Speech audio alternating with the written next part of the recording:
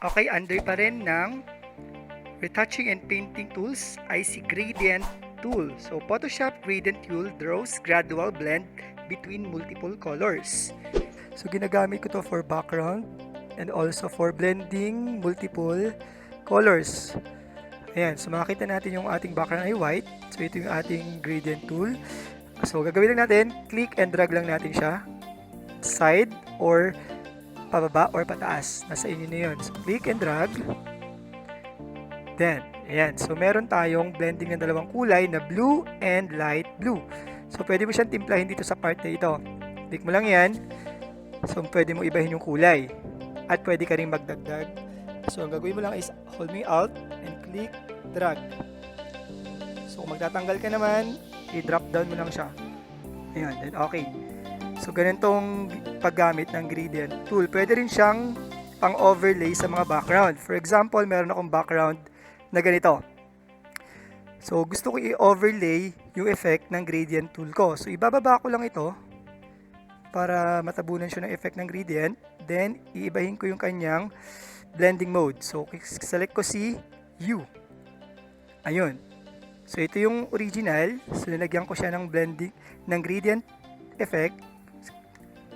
So, ayan. So, yun ang gamit niya. Yay! The next tool is the blur tool. It softens the areas you paint over with the tool.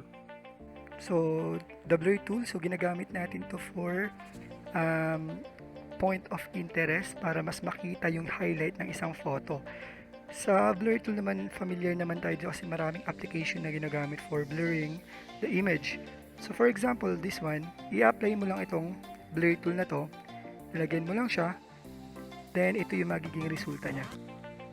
Ayan, so makita natin pagbabago, nag-soften yung area nung nasa left side.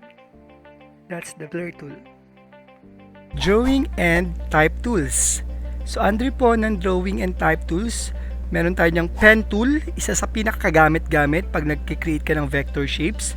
So ano ba ang pen tool? So pen tool allows you to draw extremely precise path, vector shapes or selections. The pen tool is the most powerful tool na ginagamit ngayon ng mga designer. Why? Kasi napaka-flexible po ng tool na ito. Marami po siyang pwedeng gawin na makakatulong sa ating editing. For example, kaya po niya mag-remove ng mga product image from its background or select a portion of a product image to change its color. I-encourage you po na bago kayo mag-explore ng mga advanced plugins sa Photoshop, first, alamin niyo muna kung anong gamit ni pen tool kasi napakalaking tulong po nito, lalo na kung ikaw ay bago pa lang.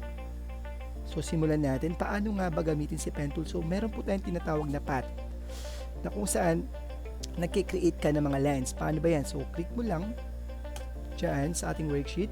So, paano mag-add ng another path? So, click mo lang ulit. Click. So, yan po. Ganyan po mag-add ng path. Okay, isa sa pinakamagandang feature ng pen tool is creating a curved line or curved path.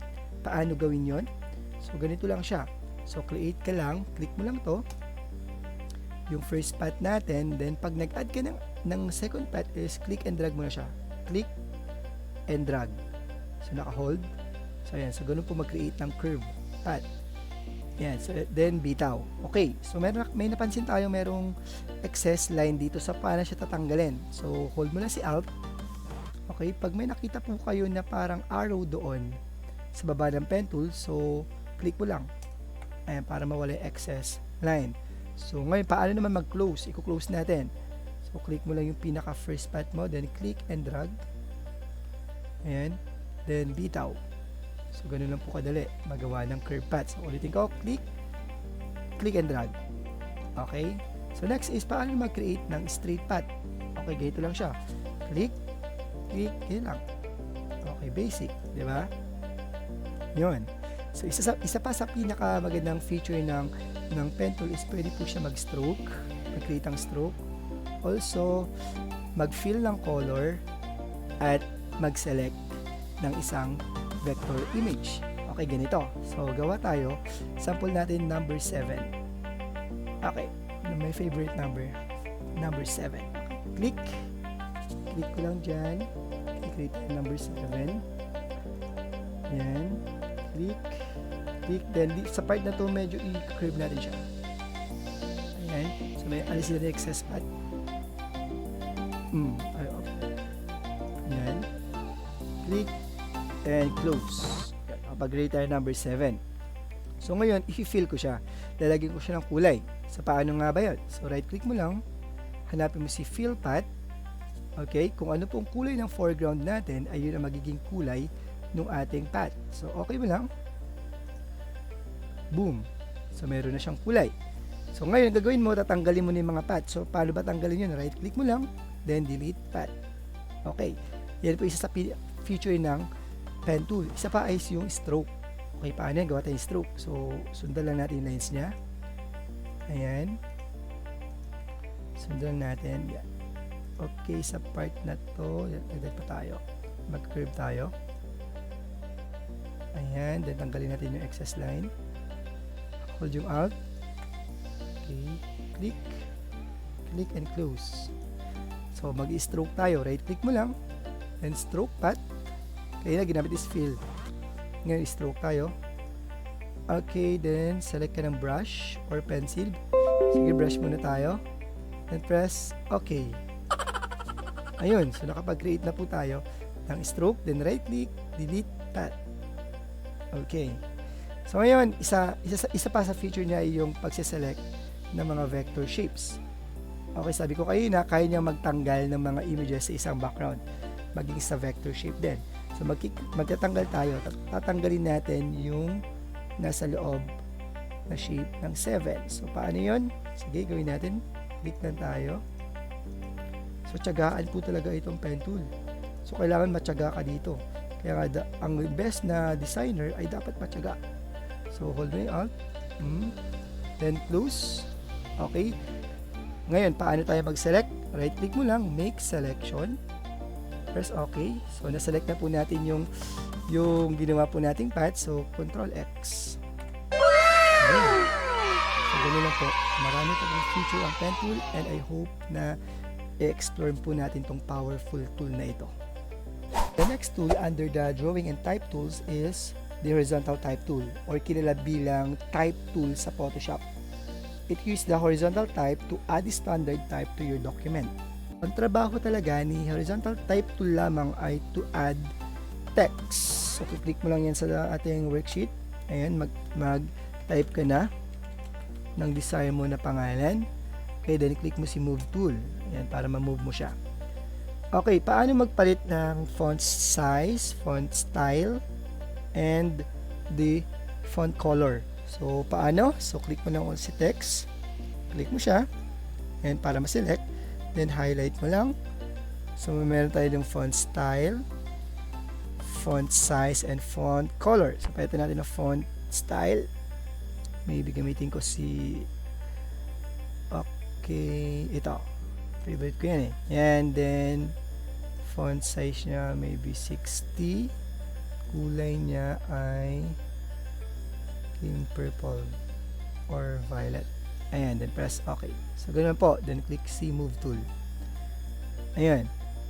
So, paano ko naman siya ma-center? Kasi may mga alignment to. Para sa Microsoft lang. Alignment, center, left, and right. So, paano yon? So, meron po tayo rito na tinatawag na mga alignments. So, may dadagdag nga lang siya. So, gawin natin, pinakamainam na gawin is Control A para ma-select po yung buong worksheet natin. Ayan. Then, pwede nyo pong ilagay sa vertical, sa ating top, bottom, and also for center. Ayan.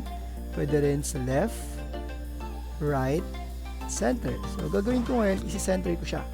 Gamitin ko si vertical center. Ayan. So, nasa gitna na siya. So, paano naman malis tong marquee? Control D for deselect. Ayan. So, yan po yung gamit ni horizontal type tool. The next tool ay yung mga tool na pwede kang mag-insert ng mga shapes. So, pinakakilala dyan ay yung mga rectangle tool, rounded rectangle tool, ellipse tool, polygon tool, line tool, and the custom shape tool. So, ito yung mga vector shapes na ginagamit natin for creating logo. Pwede rin sa path or pixel shape. Okay, kung gusto mong mag-create ng mga shape, meron tayong dito mga shape tool. So, kilala dyan is yung rectangle tool, rounded, ellipse, polygon, line tool, and custom shape tool. So, isa-isahin natin silang i-insert. So, madali lang naman siya, click and drag lang. Click and drag.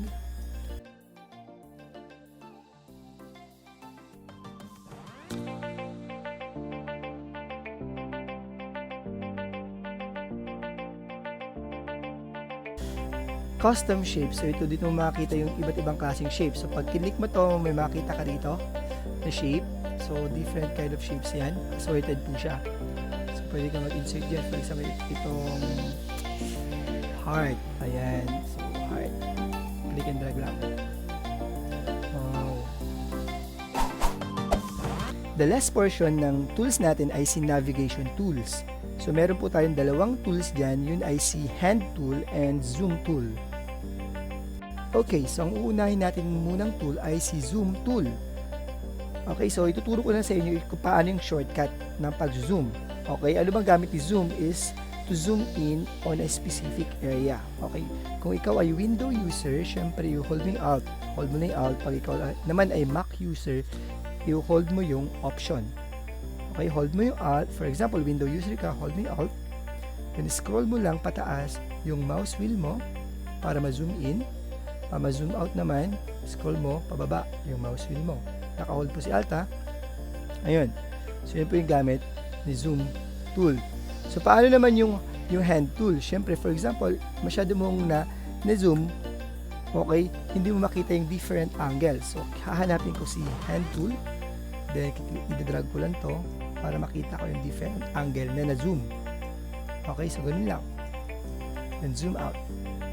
So ganun po yung gamit, the zoom tool and the hand tool. And there we have it, mga katekis. If you enjoyed the video or learned anything, leave a like and subscribe. And always remember, whatever we do it for His glory. Thank you for watching.